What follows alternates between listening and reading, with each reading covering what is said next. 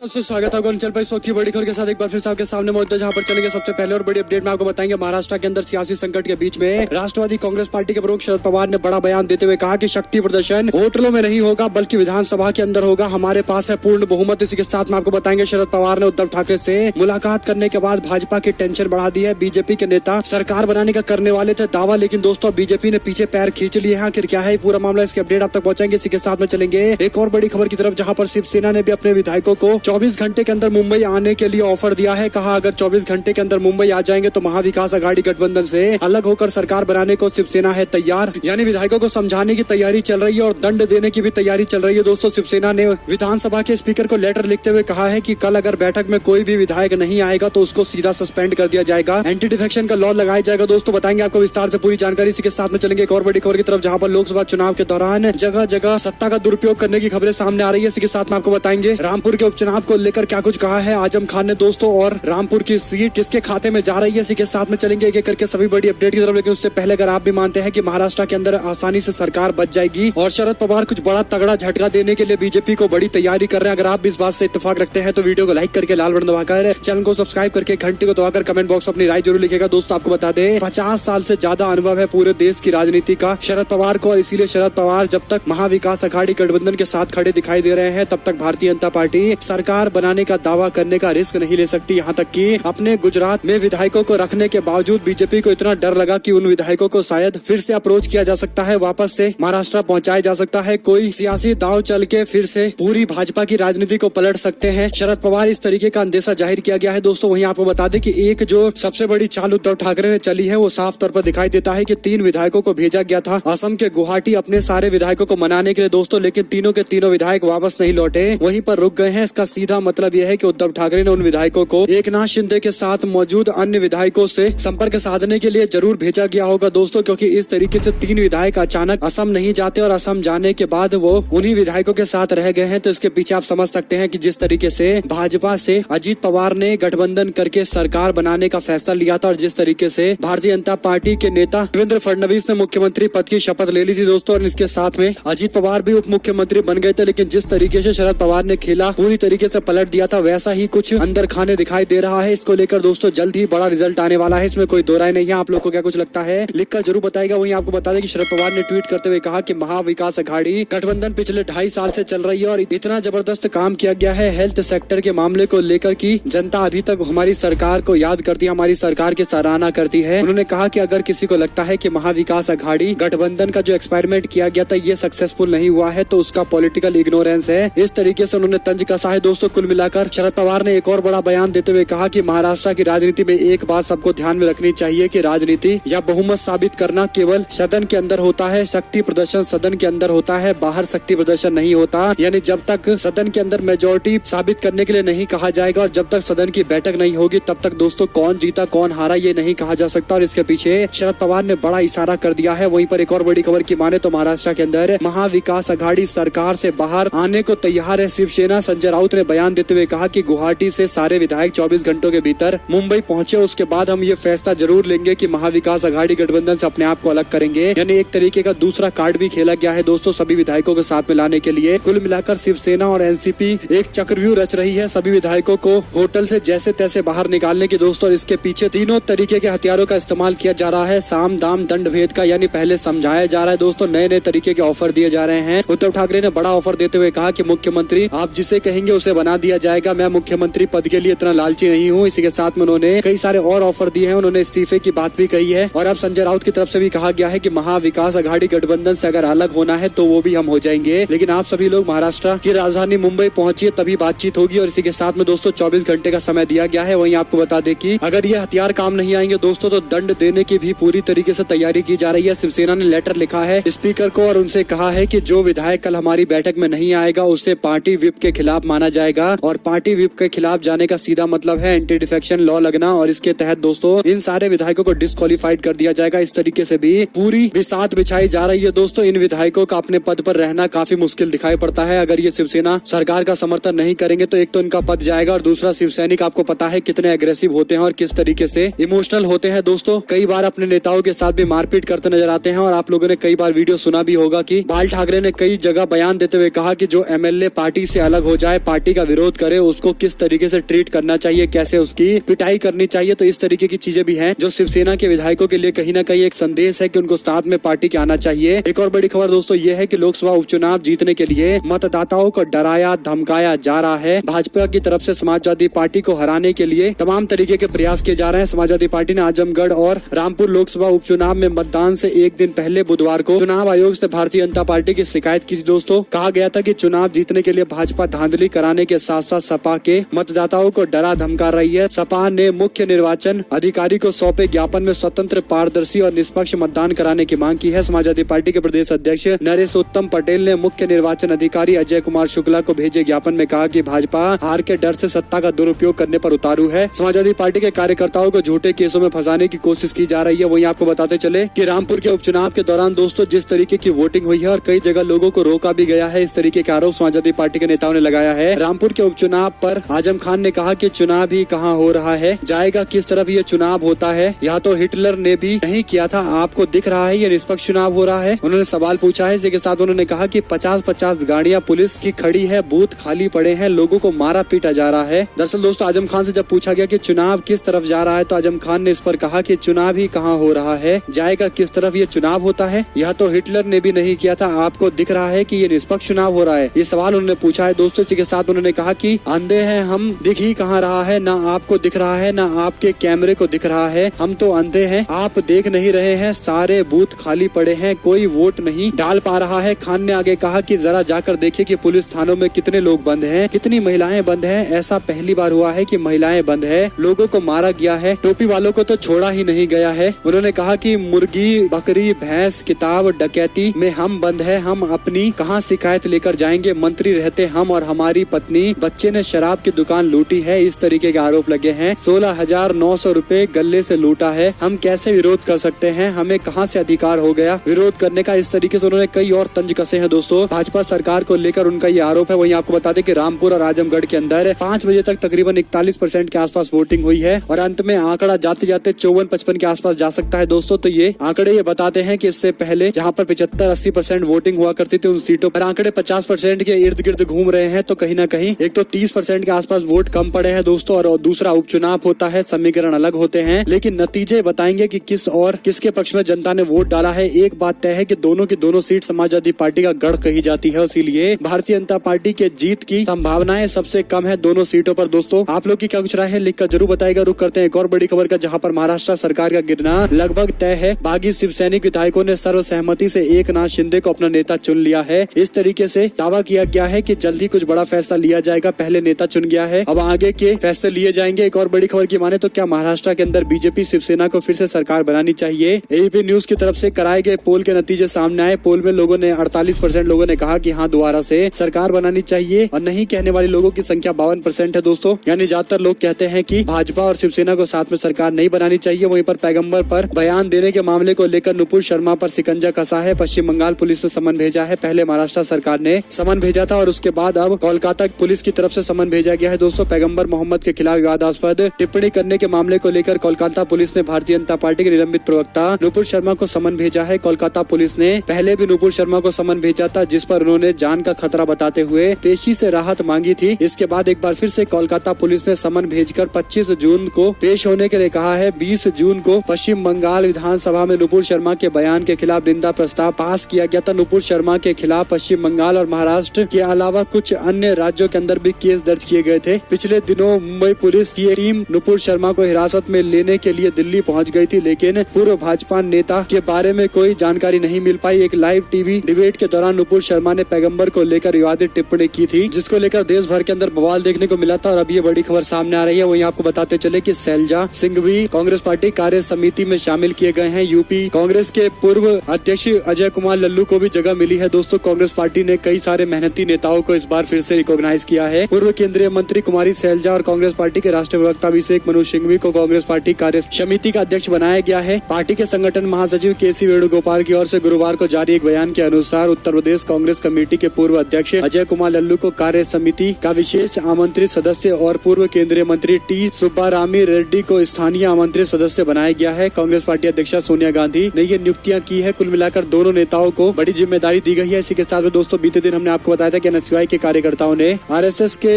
परिधान को जलाकर, कपड़ों को जलाकर विरोध जाहिर किया था और भारतीय जनता पार्टी के राष्ट्रीय अध्यक्ष जेपी नड्डा के घर के बाहर प्रदर्शन किया था और ऐसे में एनएसयूआई के 4 सदस्यों को दिल्ली पुलिस ने गिरफ्तार किया है। सीसीटीवी फुटेज से पहचान की गई है। एक और बड़ी खबर की माने तो अजीत पवार बोले, कहा आखिर तक उद्धव जी के साथ हम खड़े हैं, विधायकों के जाने को बताया इंटेलिजेंस की नाकामी। दरअसल दोस्तों अजीत पवार ने बयान दिया, उन्होंने कहा कि हम अंत तक उद्धव ठाकरे जी के साथ में खड़े हैं, हम मौजूदा राजनीतिक स्थिति पर नजर बनाए रखे हैं। अजीत पवार ने कहा कि महाराष्ट्र में सरकार बचाने की जिम्मेदारी तीनों पार्टियों की है, बराबर जिम्मेदारी है। जहां तक बात संजय राउत के बयान की तो न जाने उन्होंने ऐसी टिप्पणी क्यों की है। अजीत पवार ने कहा कि उद्धव ठाकरे बागी विधायकों को वापस लाने का प्रयास कर रहे हैं, इस कोशिश में एनसीपी उनके साथ में खड़ी है। अजीत पवार ने कहा कि शिवसेना के विधायकों का दूसरे राज्यों में ऐसे चले जाना इंटेलिजेंस की विफलता है। एक और बड़ी अपडेट की माने तो बीजेपी में मुख्यमंत्री चेहरे को लेकर राजस्थान में जबरदस्त खींचतान है। दोस्तों मेवाड़ की धरती पर लगे नारे, केसरिया में हरा हरा, राजस्थान में वसुंधरा, इस तरीके के नारे लगाए गए हैं। दोस्तों राजस्थान में 2023 के आखिर में होने वाले विधानसभा चुनाव से पहले पूर्व सीएम वसुंधरा राजे राज्य के तूफानी दौरे पर निकली हुई है। हाल ही में वसुंधरा राजे के उदयपुर दौरे के दौरान उनके समर्थकों ने कई सारे नारे लगाए हैं दोस्तों और उनको सीएम चेहरा घोषित करने की मांग करते हुए केसरिया में हरा हरा, राजस्थान में वसुंधरा के नारे लगाए हैं। आपको बताते चले कि भारतीय जनता पार्टी के अंदर राजस्थान में खेमेबाजी चल रही है। वसुंधरा राजे जो कई बार राज्य की मुख्यमंत्री रही है दोस्तों, यहाँ तक कि नरेंद्र मोदी जब देश के प्रधानमंत्री या भारतीय जनता पार्टी के सेंट्रल लीडरशिप में नहीं आए थे, उससे पहले भी उनका कद यानी वसुंधरा राजे का कद काफी बड़ा था। नरेंद्र मोदी से भी बड़ी नेता के तौर पर जानी जाती थी, लेकिन 2014 के बाद से समीकरण बिल्कुल पलट गए हैं और ऐसे में वसुंधरा राजे को राजस्थान के अंदर बिना मुख्यमंत्री चेहरा घोषित किए हुए चुनावी मैदान में भाजपा उतरेगी, ये काफी मुश्किल दिखाई पड़ता है दोस्तों। अगर बीजेपी के लोग ऐसा कोई कदम उठाते हैं तो कहीं न कहीं वसुंधरा राजे के समर्थक इसका जवाब देने को भी तैयार है। तो कुल मिलाकर अच्छी खासी राजनीति अंदर ही अंदर दोनों गुटों के बीच में देखने को मिलेगी, यानी वसुंधरा राजे का एक अलग गुट है भारतीय जनता पार्टी के अंदर और दूसरा अन्य नेताओं का अलग गुट चल रहा है दोस्तों। दोनों के बीच में जबरदस्त संघर्ष भी देखने को मिलता है। एक और बड़ी खबर की माने तो बीजेपी के एमएलसी ऋषि पाल और बेटे समेत 9 लोगों के खिलाफ गैर जमानती वारंट जारी किया गया है। घर में घुसकर मारपीट का मामला सामने आया। अलीगढ़ में भारतीय जनता पार्टी के एमएलसी चौधरी ऋषि पाल सिंह के खिलाफ गैर जमानती वारंट जारी किया गया है। आरोप है कि अतरौली निवासी बीजेपी के नेता के भतीजे के साथ घर में घुसकर मारपीट की गई है। रुक करते हैं एक और बड़ी खबर का, जिसमें यशवंत सिन्हा की पत्नी बोली, कहा उनके राष्ट्रपति बनने की उम्मीद तो खास नहीं है, लेकिन भाजपा के पास बहुमत है ये मान सकते हैं और उनके पास अच्छा कैंडिडेट है ये भी मान सकते हैं। तो कुल मिलाकर यशवंत सिन्हा के पुत्र जयंत सिन्हा अपने पिता के बदले भारतीय जनता पार्टी के कैंडिडेट को वोट देंगे, क्योंकि बीजेपी के हजारीबाग से सांसद हैं उनके बेटे यानी यशवंत सिन्हा के बेटे जयंत सिन्हा। और ऐसे में दोस्तों उनकी पत्नी यानी यशवंत सिन्हा की पत्नी की तरफ से भी जो बयान दिया गया है वो साफ तौर पर दिखाता है कि एनडीए का कैंडिडेट काफी मजबूत है, लेकिन इसके बावजूद कुछ बड़ा अद्भुत चमत्कार तभी हो सकता है जब एनडीए गठबंधन से जो उम्मीदवार है उनको एनडीए गठबंधन के लोगों का वोट न मिले, समर्थन न मिले। एक और बड़ी खबर की माने तो उद्धव को लेकर भिड़ गए कांग्रेस पार्टी के 2 नेता प्रमोद कृष्णम और जयराम रमेश। दरअसल दोस्तों महाराष्ट्र में मचे सियासी संग्राम के बीच में कांग्रेस पार्टी के 2 नेता आपस में भिड़ गए। ट्विटर पर कांग्रेस पार्टी के नेता आचार्य प्रमोद कृष्णम और जयराम रमेश के बीच में जुबानी जंग देखने को मिली, जो पार्टी के लिए किरकिरी का एक सबब बन चुके हैं। ट्विटर पर आचार्य प्रमोद कृष्णम ने महाराष्ट्र के मुख्यमंत्री उद्धव ठाकरे से पद से इस्तीफा देने की बात कही, जिस पर जयराम रमेश ने कहा कि न ही कांग्रेस पार्टी के विचार ये हैं और न आचार्य प्रमोद कृष्णम कांग्रेस पार्टी के अधिकृत प्रवक्ता हैं। इसके जवाब में आचार्य प्रमोद कृष्णम ने लिखा कि अधिकृत तो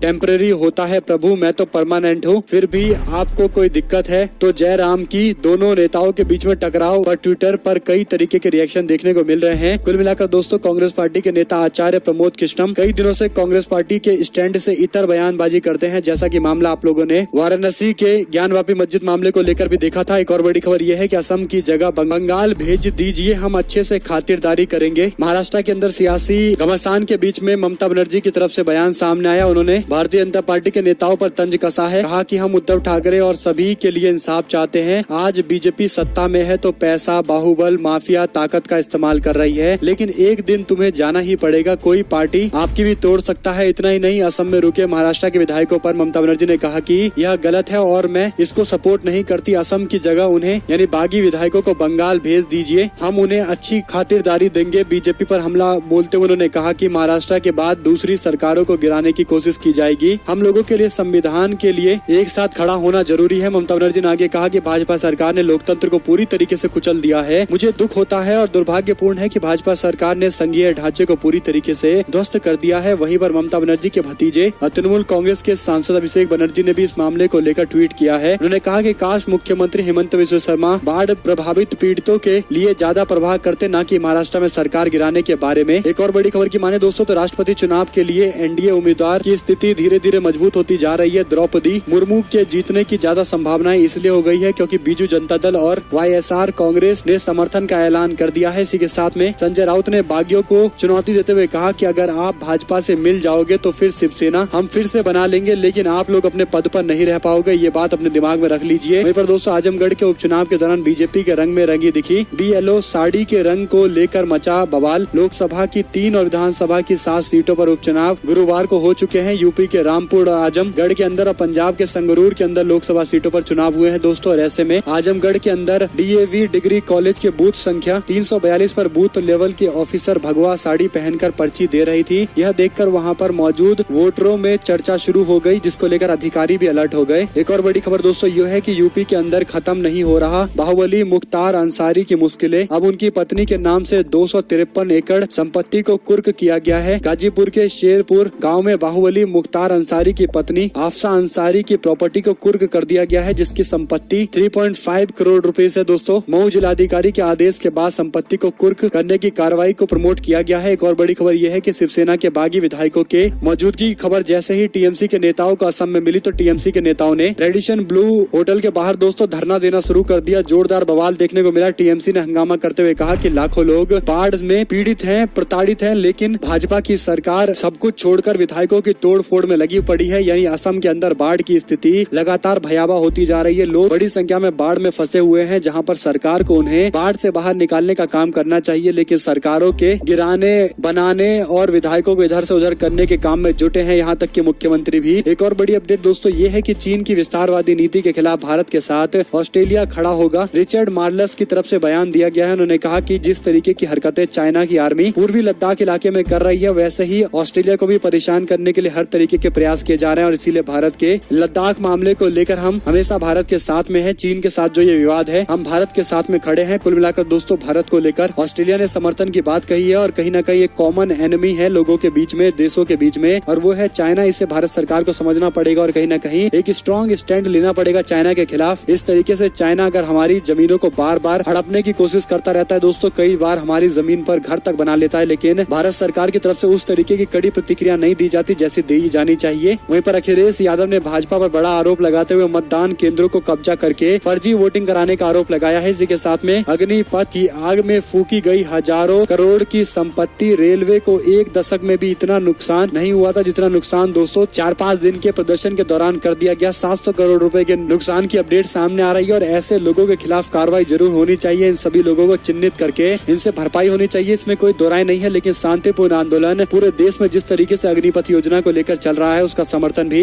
लोगों को शांतिपूर्ण तरीके से करना चाहिए दोस्तों। लेकिन जो लोग देश की संपत्ति को हानि पहुंचाते हैं, उनके खिलाफ कठोर कार्रवाई जरूर होनी चाहिए। आप लोग की क्या कुछ राय है, लिखकर जरूर बताएगा। एक और बड़ी अपडेट की माने तो प्रदेश भर में 27 को सत्याग्रह करेगी कांग्रेस पार्टी हाईकमान पर। साथ में कार्यकर्ताओं को लाने का दबाव भी है। आपको बता दें कि ये बड़ी अपडेट दोस्तों उत्तराखंड के देहरादून से जुड़ी हुई है, जहां पर प्रदेश अध्यक्ष करण माहर ने बयान देते हुए कहा है कि केंद्रीय नेतृत्व से मिले मार्गदर्शन के अनुसार पीसीसी यानी प्रदेश कांग्रेस कमेटी अग्निपथ योजना के विरोध का खाका तैयार कर रही है। 27 जून को सत्याग्रह आंदोलन किया जाएगा। कुल मिलाकर दोस्तों जिन राज्यों के अंदर बड़ी संख्या में पूर्व सैनिक और वर्तमान के सैनिक रहते हैं, उन इलाकों के अंदर कांग्रेस पार्टी को जबरदस्त समर्थन भी मिल रहा है, क्योंकि ज्यादातर पूर्व सैनिक इस मामले को लेकर विरोध कर रहे हैं, यानी अग्निपथ योजना का विरोध कर रहे हैं। सेना को कमजोर करने के लिए की गई कोशिश बताया जा रहा है। वहीं पर राजस्थान कांग्रेस का 27 जून को प्रदेश भर के अंदर प्रदेश व्यापी धरना प्रदर्शन होगा। पीसीसी के चीफ डोटासरा ने कांग्रेस पार्टी को युवाओं का साथ है, इस तरीके से बयान दिया है। वहीं पर संगरूर लोकसभा उपचुनाव के लिए वोटिंग खत्म हो गया दोस्तों। मतदान के नतीजे जल्द सामने आएंगे, जो भी आएंगे आप तक लगातार पहुंचाते रहेंगे। इसी के साथ में द्रौपदी मुर्मू को नवीन पटनायक का समर्थन, ओवैसी की पार्टी और आरजेडी करेंगे इसका विरोध। दरअसल दोस्तों एआईएमआईएम के नेता असदुद्दीन ओवैसी ने कहा कि भाजपा कैंडिडेट का हम समर्थन कर ही नहीं सकते और इसीलिए नहीं करेंगे। आरजेडी ने भी ऐलान किया है कि वो विरोध करेंगे। इसी के साथ में यशवंत सिन्हा ने कहा कि मैंने द्रौपदी मुर्मू से ज्यादा काम किया है। अटल बिहारी सरकार में मैं बीजेपी का मंत्री तक रहा, मैंने विदेश मंत्रालय के काम किए हैं, बड़े बड़े काम किए हैं। मैं अच्छे खासे प्रशासन के अनुभव से आने वाला व्यक्ति हूँ और इसीलिए मैं मानता हूँ कि मुझे इस बात पर गर्व है और मुझे ही ज्यादातर जो एमएलए एमपी है इलेक्टेड जो वोट डालेंगे वो मेरा समर्थन करेंगे। इस तरीके से उन्होंने उम्मीद जाहिर की है। वहीं पर दोस्तों लिचप्रिया कंजुम जो एक एनवायरमेंट एक्टिविस्ट हैं, उनकी तरफ से ताजमहल के पीछे की तस्वीर डाली गई है। उन्होंने दिखाया है किस तरीके से पूरे परिसर के अंदर प्लास्टिक फैला हुआ है, यानी ताजमहल जो सामने से काफी खूबसूरत लगता है लेकिन उसके पीछे से पूरा प्लास्टिक भरा है दोस्तों, उसको दिखाया गया है एक तस्वीर के माध्यम से, जिसको लेकर समाजवादी पार्टी के नेता ने कहा कि विदेशी पर्यटक भी भाजपा शासित योगी सरकार को आईना दिखाने को मजबूर हैं। इस तरीके का बयान उनकी तरफ से दिया गया है दोस्तों, जिसके बाद रिचप्रिया कंजुगुम ने बयान देते हुए कहा कि हेलो सर, मैं गर्व से कहती हूँ कि मैं भारतीय हूँ, मैं कोई फॉरेनर नहीं हूँ और जो मुद्दा मैं उठा रही हूँ वो हकीकत है। देश के अंदर क्लाइमेट चेंज को लेकर एक्ट बनने चाहिए। इस तरीके से दोस्तों ये खबर आ रही थी। इसी के साथ मैं आपको बता दें कि पूर्व नौकरशाहों ने यूपी के अंदर बुलडोजर जस्टिस को खत्म करने के लिए चीफ जस्टिस ऑफ इंडिया से हस्तक्षेप करने की मांग की है। इसी बीच यूपी के उपचुनाव में मुस्लिमों का आरोप है कि पुलिस ने मतदान से रोका है। पुलिस बोली भीड़ नियंत्रण करने के लिए हमने ऐसा किया। अगर आप लोग को एक भी खबर अच्छी लगी हो तो इस वीडियो को लाइक करिएगा, लाल बटन दबाकर चैनल को सब्सक्राइब करके घंटे को दबाकर हमारे साथ लगातार बने रहिएगा। दोस्तों जुड़ने से दोस्तों का बहुत बहुत धन्यवाद। आप लोग देख रहे थे आपका अपना चैनल जय हिंद, जय भारत, वंदे मातरम। बहुत बहुत धन्यवाद।